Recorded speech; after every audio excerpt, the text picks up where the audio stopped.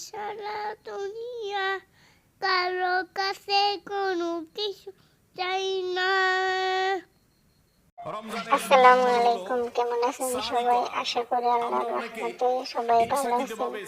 আমরাও আল্লাহর রহমতে ভালো আছি আলহামদুলিল্লাহ।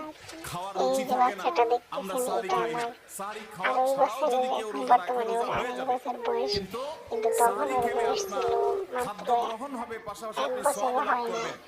প্রথম কথা বলতে বসা শিখছিল, ওই সময় তার ভিডিও সময় রাত্রের বেলা ভিডিওটা করা হয়েছিল ওরকম, যে ইউটিউবে ভিডিওটা ছাড়ার নিয়ত ছিল না, এরকম কোনো পরিকল্পনাও ছিল না, তাই এই ভিডিওটা ওরকম সুন্দর করে করা হয়নি। তারপর তো অতটা সুন্দর না, তারপরও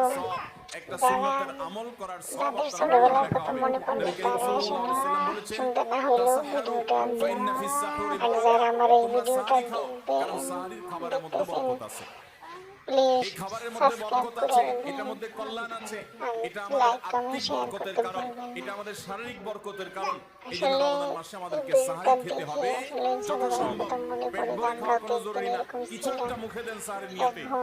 এখন আমাদের ঘরে এরকম সংসার, এখনো আল্লাহর অনেক মুরব্বীরা শুকরিয়া আছেন আদায় করে শেষ গ্রামাঞ্চলে, করা যাবে না। তারা এখনো দেখি মাঝরাতে সারি খেয়ে ফেলেন, দেখতে একটার দিকে দেখতে সারি এখন খেয়ে ওর ফেলেন। বয়স সারি হয়ে খাওয়ার জন্য সবচেয়ে উত্তম গেছে। সময় হলো রাতের শেষ প্রহরের একেবারে শেষের দিকে।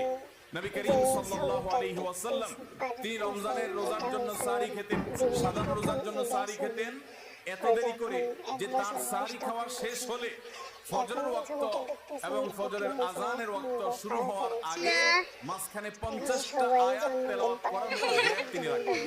তার মানে তার সারি খাওয়া শেষ আর ফজরের ওয়াক্ত শুরু, এই দুইয়ের মধ্যে 50টা আয়াত তেলাওয়াত করার মতো সময় তিনি রাখতেন। তার মানে আনুমানিক 20-25 মিনিট সময় এতটুকু গ্যাপ তিনি রাখতেন তার সারি খাওয়ার পর। অতএব সারি শেষ সময় খাওয়া সুন্নাত, এর মানে হলো যে মুয়াজ্জিনে আযান দিতে থাকবে ততক্ষণ পর্যন্ত বা আযানের 10-20 সেকেন্ড আগ পর্যন্ত খেতে থাকবো, এটা সুন্নাহ নয়।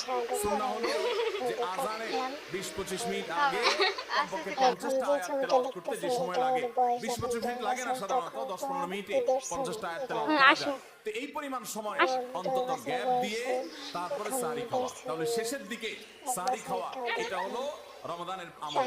আমরা অনেকে শেষের দিকে সাহরি খাই না, অনেক আগে খাই, একটু শেষের দিকে খাওয়াটা হলো সুন্নাত। নবী করিম সাল্লাল্লাহু আলাইহি সাল্লাম বলেছেন, এই উম্মত মুসলমান জাতি ততদিন কল্যাণের মধ্যে থাকবে, তারা কল্যাণের উপরে প্রতিষ্ঠিত থাকবে যতদিন তারা সাহরি বিলম্ব করে খাবে, দেরিতে খাবে, শেষের দিকে খাবে। সাহরিতে আপনার খেজুর খাওয়া সুন্নাত। নবী করিম সাল্লাল্লাহু আলাইহি সাল্লাম বলেছেন, নি'মা সাহুরুল মুমিনি আত-তামর, ঈমানদার